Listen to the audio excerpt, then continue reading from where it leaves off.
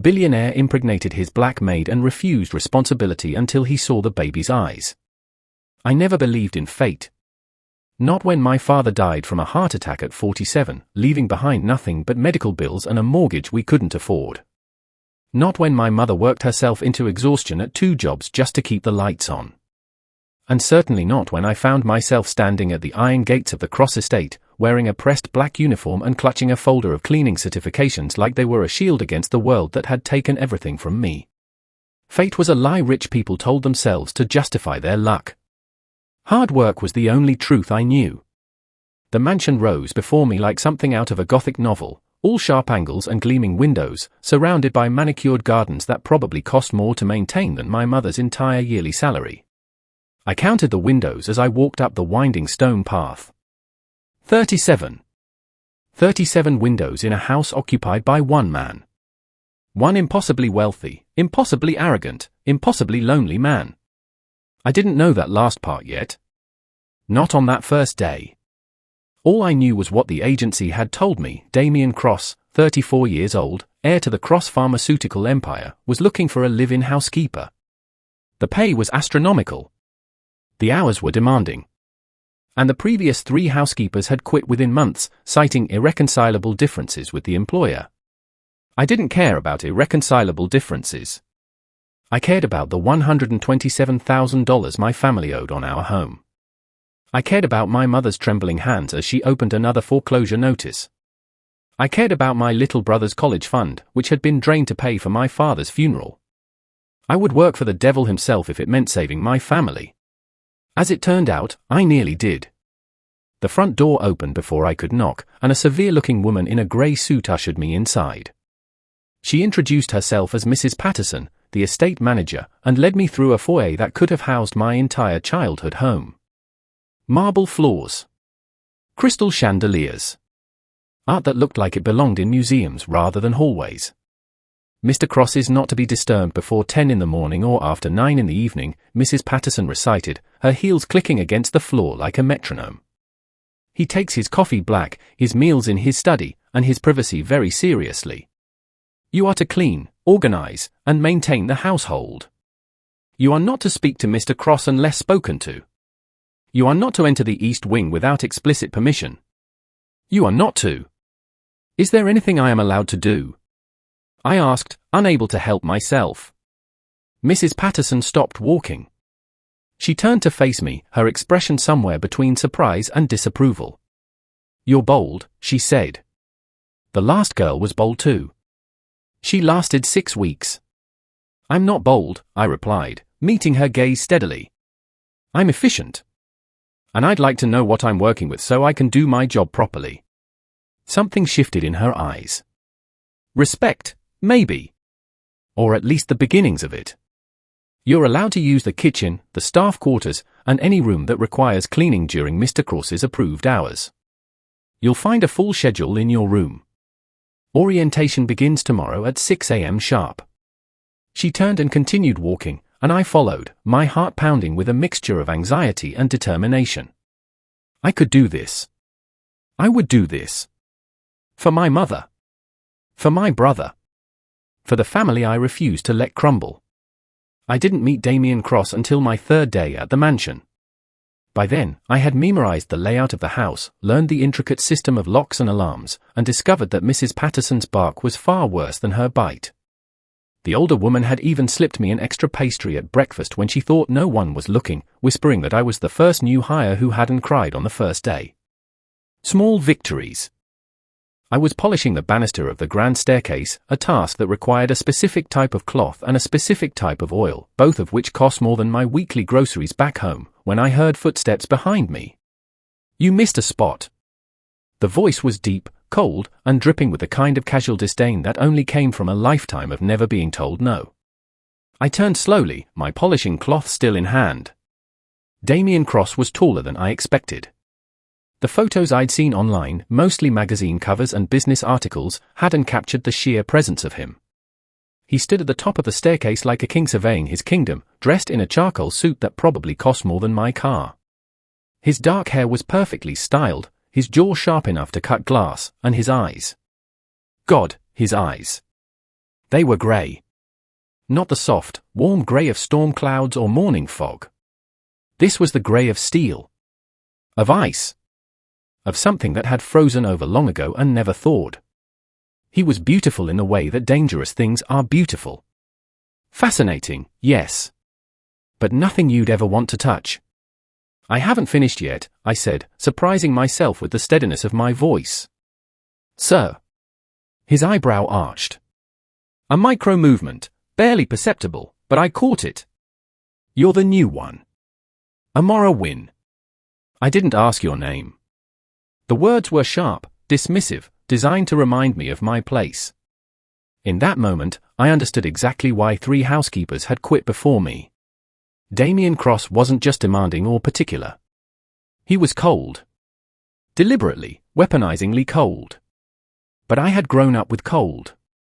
I had buried my father in the coldest December on record, watching snow fall on his casket while my mother sobbed into my shoulder. I had weathered rejection letters and closed doors and landlords who looked at me like I was less than human because my rent check was 3 days late. This man's coldness was nothing compared to what I had already survived. My apologies, Mr. Cross, I said, my tone professional but not submissive. I'll make a note of your preference. I turned back to the banister and continued polishing. For a long moment, I felt his gaze on my back, heavy and assessing. Then his footsteps resumed, descending the staircase past me without another word. I didn't look up. I didn't need to. The first battle was won. The weeks that followed established a pattern. I cleaned. I organized. I maintained. I stayed invisible, a ghost moving through the rooms of a house that felt more like a museum than a home. Damien Cross drifted past me occasionally, always distant, always dismissive, always surrounded by that impenetrable wall of ice. But I noticed things. I noticed that he never ate at the massive dining table, preferring to take his meals alone in his study. I noticed that the east wing, the one I was forbidden from entering, had a light that burned in one window every night until dawn. I noticed that the only personal photographs in the entire mansion were locked away in a cabinet in the library, covered in a fine layer of dust that suggested they hadn't been touched in years. I noticed that Damien Cross, for all his billions and all his power, was the loneliest person I had ever met. Not that I cared. I was here to do a job, not to psychoanalyze my employer. I sent money home every week, watching my family's debt shrink little by little. My mother's voice on the phone grew lighter. My brother started talking about college applications again, no longer weighed down by the guilt of being a financial burden.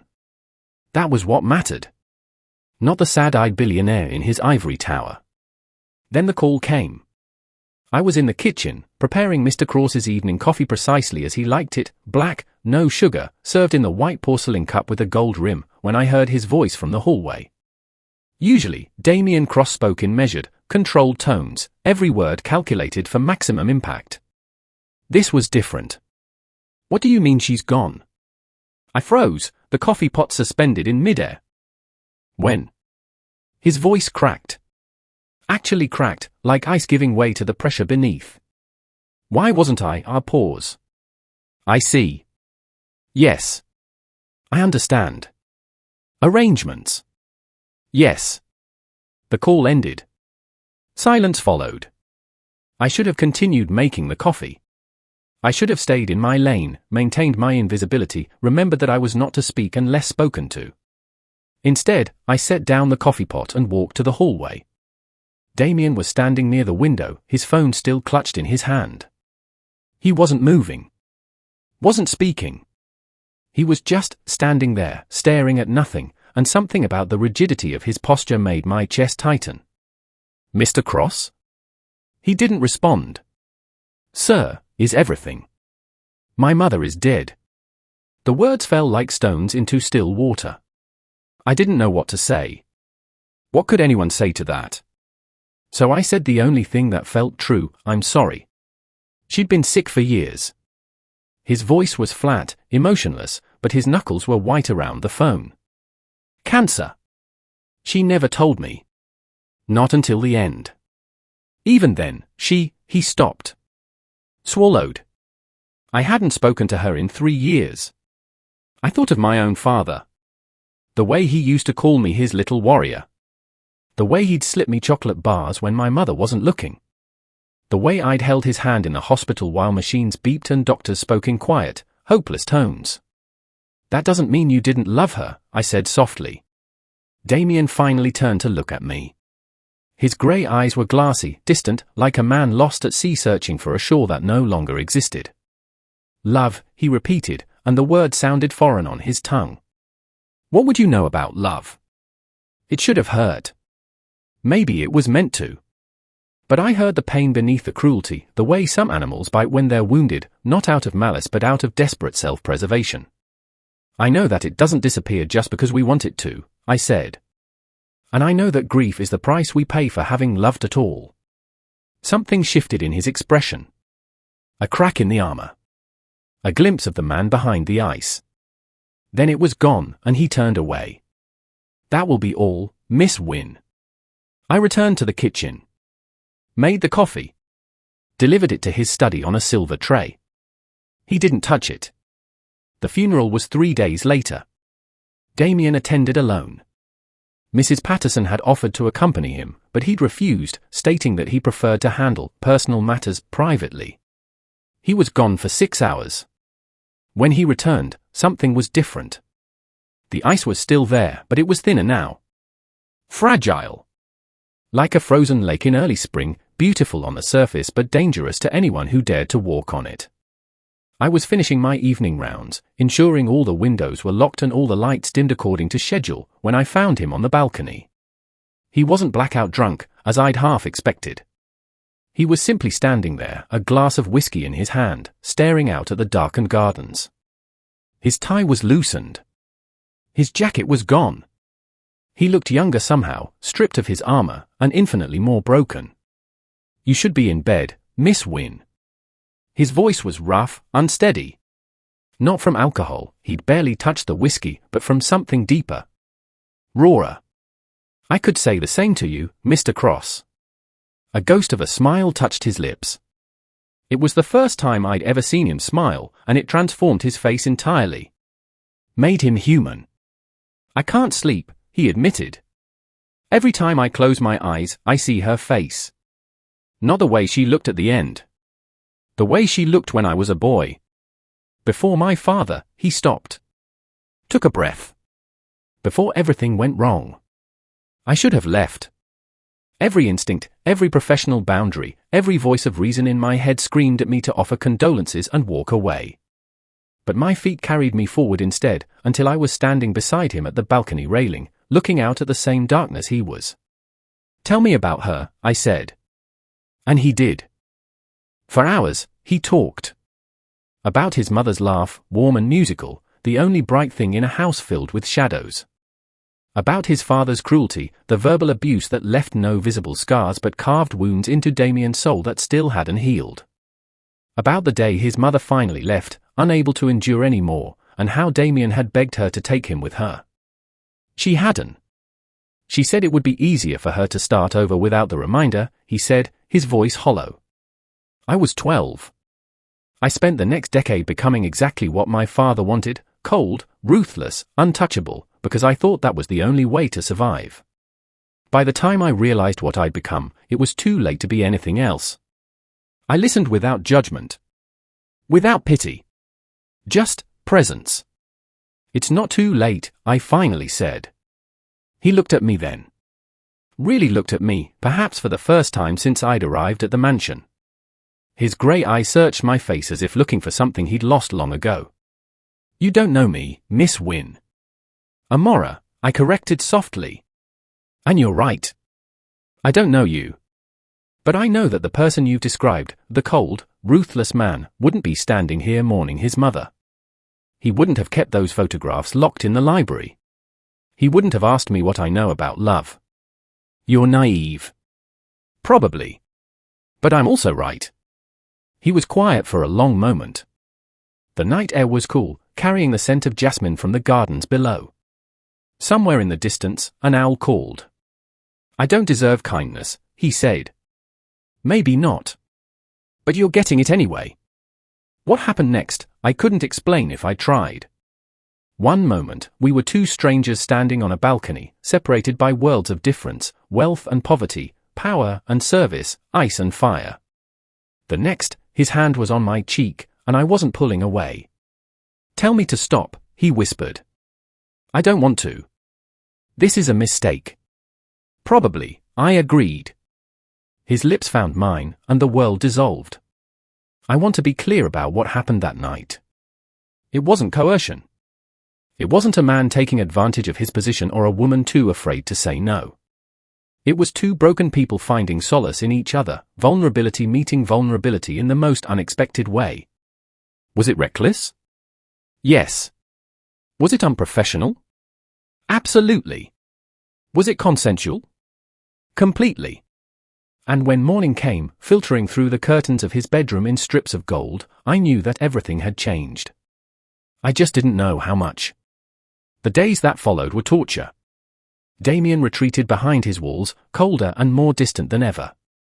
He left for business in London the morning after our night together, leaving only a curt note with Mrs. Patterson about extended travel. No goodbye. No explanation.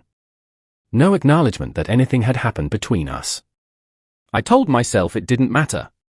Told myself I had known what I was getting into, that a man like Damien Cross didn't do relationships or emotions or the messy complications of human connection. Told myself that I was fine. Then the nausea started. At first, I blamed the stress. The long hours, the uncertainty, the constant replaying of that night in my mind. I pushed through, focusing on my work, on the money I was sending home, on all the logical, practical reasons I had taken this job in the first place. But the nausea didn't stop. And when my cycle, always regular as clockwork, failed to appear, denial was no longer an option. I bought the test from a pharmacy 3 towns over, terrified of being recognized. Took it in the tiny bathroom of my staff quarters, hand shaking so badly I could barely follow the instructions. 2 pink lines. I stared at them for what felt like hours, my mind cycling through denial, terror, and finally, a strange, unexpected calm. I was pregnant. With Damien Cross's child. Now I had to tell him. He returned from London 2 weeks later, and I requested a private meeting through Mrs. Patterson. The older woman's eyebrows rose. I had never made such a request before, but she scheduled it without comment. I found him in his study, seated behind a desk that could have served as a small dining table. He looked tired, I noticed. Thinner. The lines around his eyes had deepened, and the ice in his gaze had taken on a brittle quality. "Miss Wynne." His tone was professional. Distant. As if we had never shared breath and heat and whispered confessions in the dark. "Mrs. Patterson said you had something to discuss." I had rehearsed this conversation 100 times. I had prepared for anger, for denial, for cold dismissal. I had steeled myself for every possible reaction. But nothing prepared me for what actually happened. "I'm pregnant," I said. No preamble. No softening. "It's yours." Silence. Damien's expression didn't change. He sat perfectly still behind his massive desk, and for a moment, I thought he hadn't heard me. Then he spoke, and his words shattered everything. "How much?" I blinked. "What? How much money do you want? To make this problem go away?" The world tilted. I gripped the back of the chair in front of me, steadying myself. "This isn't about money. Everything is about money, Miss Wynne." His voice was ice. Pure, undiluted ice. "You came to work here because you needed money. You spread your legs because you saw an opportunity. And now you're trying to trap me with claims of..." Stop. The word came out harder than I intended. Harder than I'd ever spoken to anyone in my life. But something inside me had snapped, the part that had spent weeks hoping, foolishly hoping, that the man I'd glimpsed on that balcony was real. "I came to you as a courtesy," I said, my voice shaking with fury. "Because I believed, stupidly, that you deserved to know. That somewhere beneath all that ice, there was a man capable of taking responsibility for his actions. I was wrong." I turned toward the door. "I don't want your money, Mr. Cross. I don't want anything from you. But let me make one thing clear, this child will be loved. This child will be wanted. This child will have everything you clearly never received: warmth, support, and a parent who doesn't run away when things get difficult. You can't leave. His voice stopped me at the threshold. I didn't turn around. You have a contract. Consider it terminated, I said. Sue me if you want. I'll see you in court. And I walked out. The next months were the hardest of my life, and somehow the most beautiful. I returned home to my mother's tearful embrace, confessed everything through my own tears, and braced myself for judgment. Instead, she held me tighter. A baby, she whispered, wonder in her voice. Amora, honey, a baby is never a punishment. It's a blessing. No matter how it came to be. My brother, Thomas, took it less gracefully. He spent 3 days researching how to sue billionaires before I convinced him to stand down, but eventually, he too came around. Our family had always been fighters. We would fight through this too. I found a job at a local hotel, working the front desk. It didn't pay as well as the Cross Mansion, but it was honest work, and my manager, a kind woman named Deborah, was understanding about my pregnancy. I took extra shifts when I could, saving every penny, preparing for the arrival of the tiny life growing inside me. And slowly, painfully, I stopped thinking about Damien Cross. Or at least, I tried to. Some nights, when the baby kicked and I lay alone in the darkness, I would remember the way he'd looked on that balcony. The raw grief in his voice as he talked about his mother. The way his lips had felt against mine, desperate and tender and searching. I had to believe that man was real. Because if he wasn't, if it had all been an act, a manipulation, a moment of weakness that meant nothing, then I had given a piece of my heart to someone who didn't exist. And that hurt more than I wanted to admit. My daughter was born on a Tuesday in March, during a rainstorm that rattled the hospital windows and knocked out the power twice.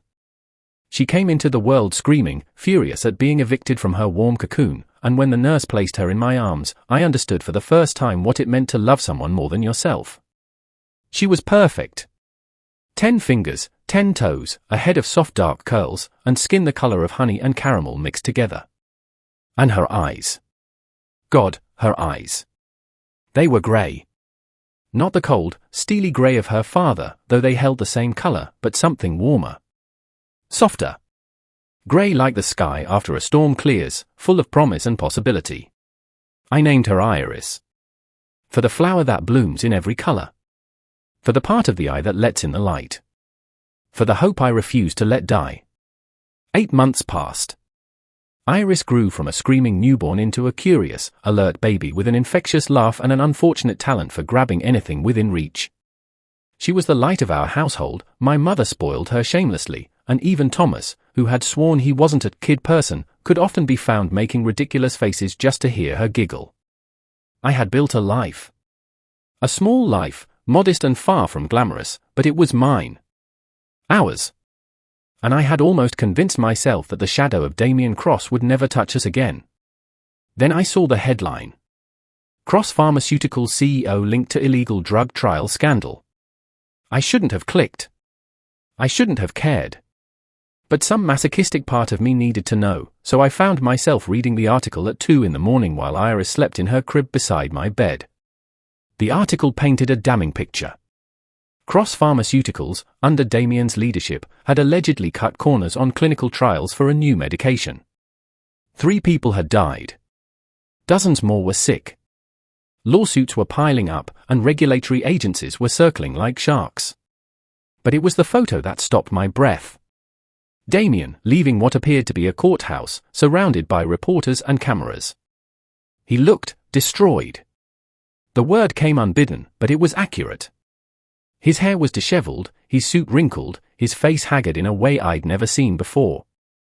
And his eyes, those cold grey eyes, were empty. I closed the laptop. Told myself it wasn't my problem. Went to sleep. 2 days later, he appeared on my doorstep.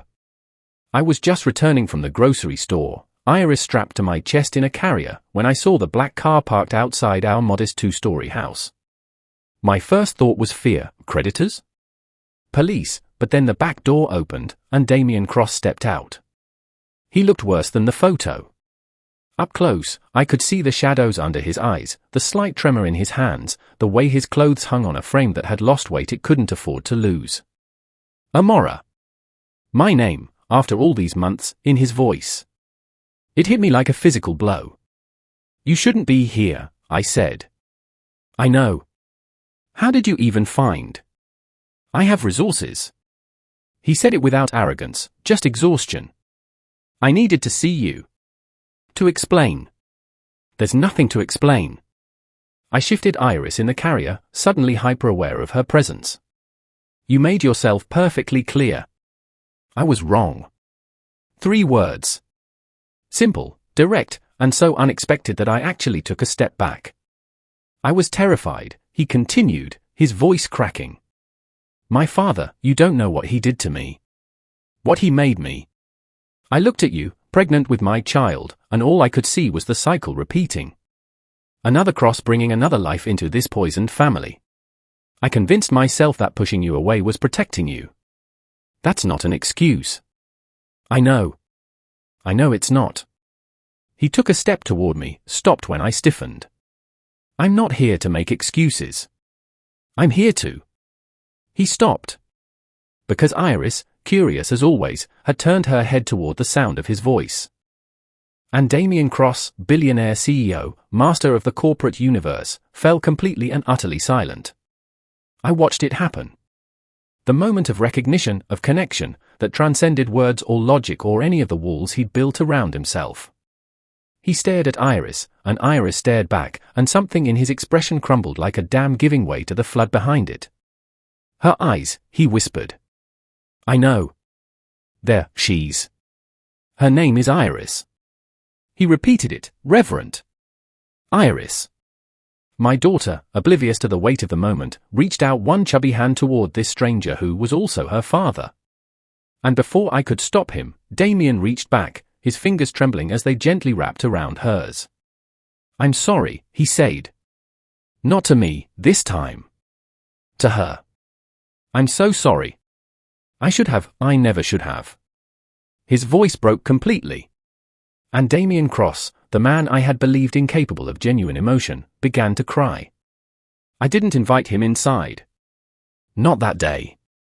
I couldn't, my heart was too raw, my anger too fresh, my fear too strong. But I agreed to let him call. To send updates. To begin, tentatively, the process of letting him into our daughter's life. It wasn't forgiveness. It was practicality. Every child deserved to know their father, even if that father had failed spectacularly. I would give Damien the chance to prove he could be different. But I watched him like a hawk. The first phone calls were awkward. He didn't know how to talk about babies, had no frame of reference for the messy, exhausting, beautiful reality of parenthood. He asked about milestones and sleep schedules with the same intensity he probably brought to quarterly earnings reports. But he listened. He learned. And slowly, he started asking the right questions. What does she like? Does she sleep through the night yet? Can you send me more pictures? The last one, the one where she's holding that stuffed elephant, I've looked at it about 100 times. I wanted to hate him for it.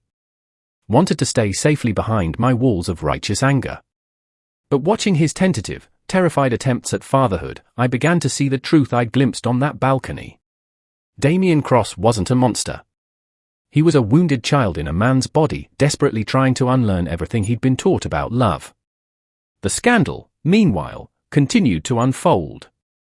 What the news articles didn't mention, what Damien eventually told me, was that the illegal drug trials hadn't been his decision. They'd been orchestrated by his father's old loyalists on the board, men who had stayed on after Damien Sr.'s death and had been quietly undermining Damien for years. I should have seen it, he said during one of our phone calls. Iris was asleep, and I had taken the phone into the kitchen, keeping my voice low. They were my father's people. I kept them because I thought I needed their experience. Their connections. I didn't realize they were sabotaging me until it was too late. Why would they do that? A pause. Because my father left them instructions. Before he died. He told them that if I ever showed weakness, ever became soft, they were to destroy me. Take back the company.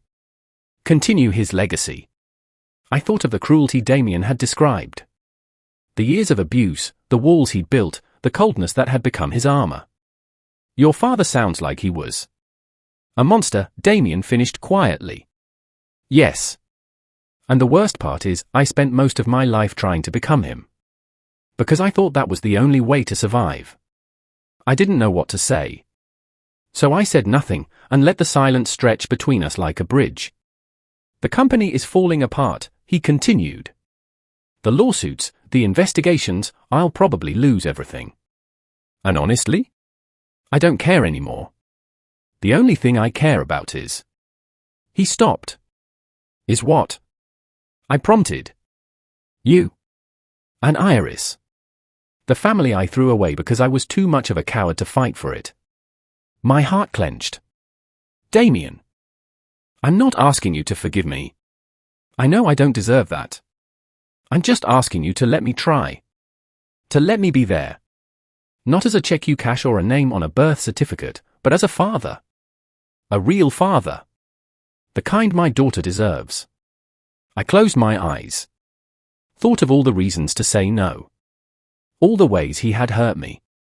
All the logical, practical, self-protective instincts screaming at me to keep him at arm's length. Then I thought of Iris's grey eyes, searching for something she couldn't name. One step at a time, I finally said. You want to be a father? Then show up. Not with money or gifts or grand gestures. Just show up. I will, he promised. Every single day. He kept his word. Over the following weeks, Damien became a regular presence in our lives, not through phone calls anymore, but in person. He rented an apartment nearby, explaining that he delegated most of his company responsibilities to a new team of executives while he dealt with the legal fallout. I suspected the truth was simpler, he wanted to be close to Iris. Close to us. He came for dinners. For afternoon visits. For midnight feeding sessions when I was too exhausted to function, and he appeared at the door with coffee and quiet support. He held Iris while she cried, walked her around the living room until she calmed, sang off-key lullabies that made my mother hide her laughter behind her hand. He was trying. Really, genuinely trying. And despite everything, despite all my defenses, I felt the walls around my heart begin to crack. Then the letter arrived. It came on a Tuesday, unmarked except for my name in elegant script. I almost threw it away, assuming it was junk mail, but something made me open it. Inside was a single sheet of paper and a photograph. The photograph showed a young woman with dark skin and grey eyes, holding a baby. On the back, in faded ink, was written, Elena and Damien, 1989. Elena. Damien's mother. I unfolded the paper with shaking hands. Dear Amora. You don't know me, but I know you. I've been watching over my son for years, even when he didn't know I was there. Even when he believed I had abandoned him. The cancer diagnosis came 15 years ago. I could have reached out then, could have explained everything. But I was a coward. I had left my son in that house with his father, and the guilt of that choice consumed me until there was nothing left. I'm writing this letter knowing I won't be alive when you read it.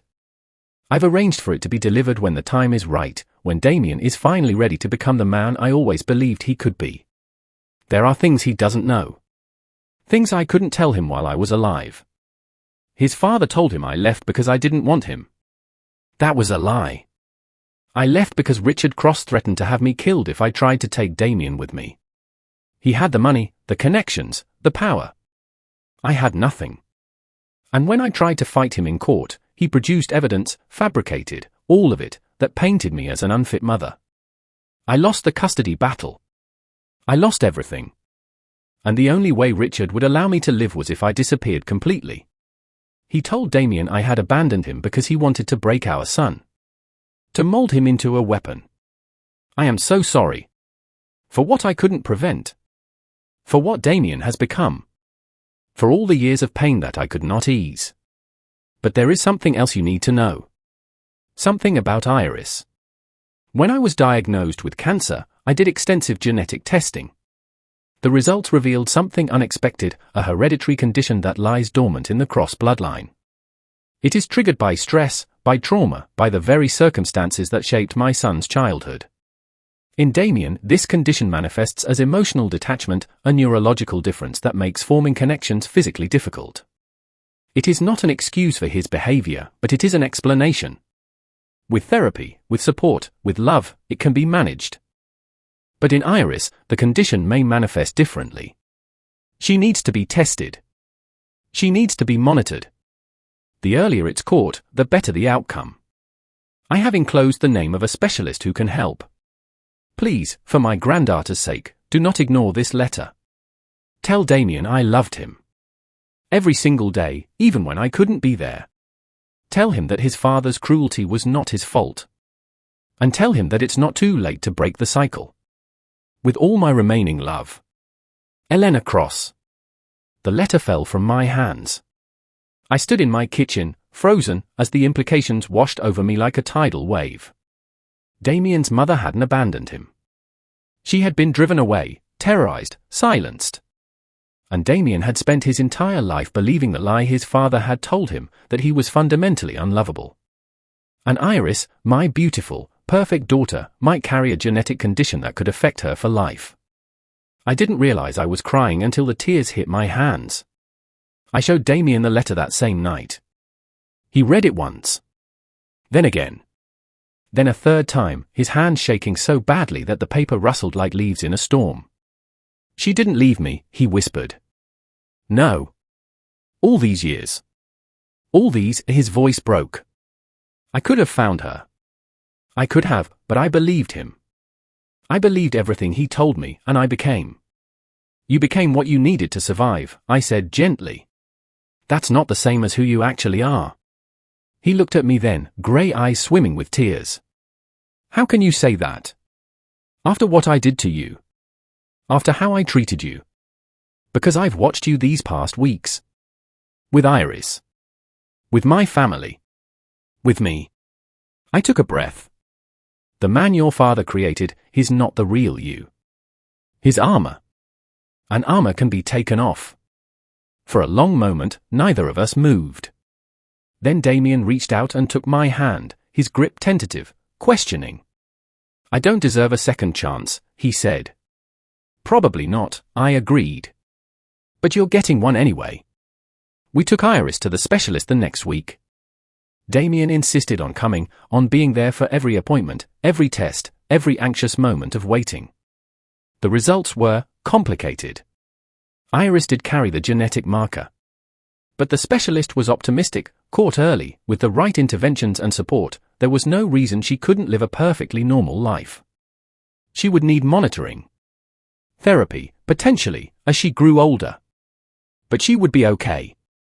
We would all be okay.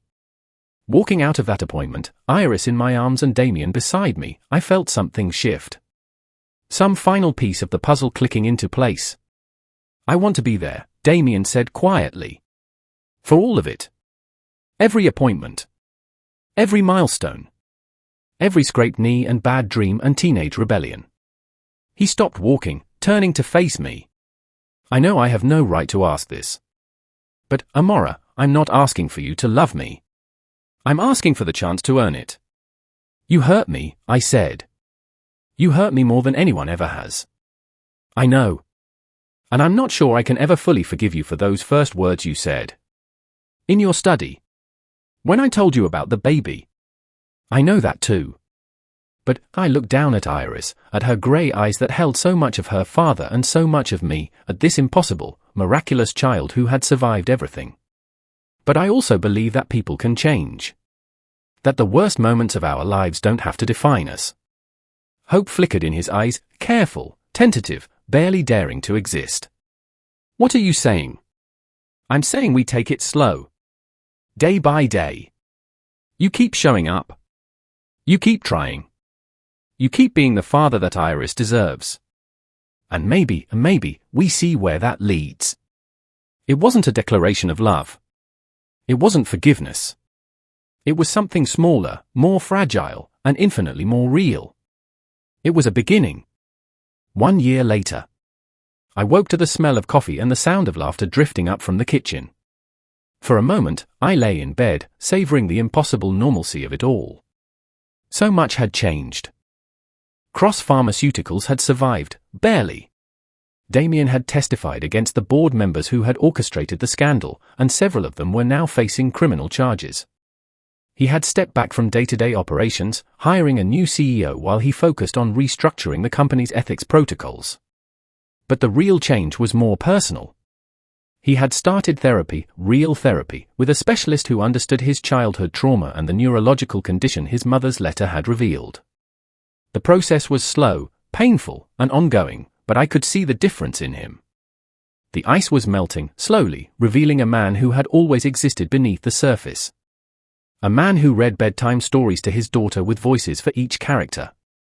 Who had learned to make my mother's famous cornbread after 3 disastrous attempts. Who held my hand during Iris's checkups and cried, openly, when the specialist said she was exceeding all expectations. A man who had fallen in love with me and wasn't afraid to show it. I had fallen too. Slowly, reluctantly, fighting it every step of the way. But love isn't rational, and Damien's persistent, humble, unglamorous devotion had worn down every one of my defenses. He wasn't the man I had met in that mansion. He was someone new. Someone better. Someone worthy. I came downstairs to find Damien at the stove, flipping pancakes while Iris banged her spoon against her high chair tray in delighted approval.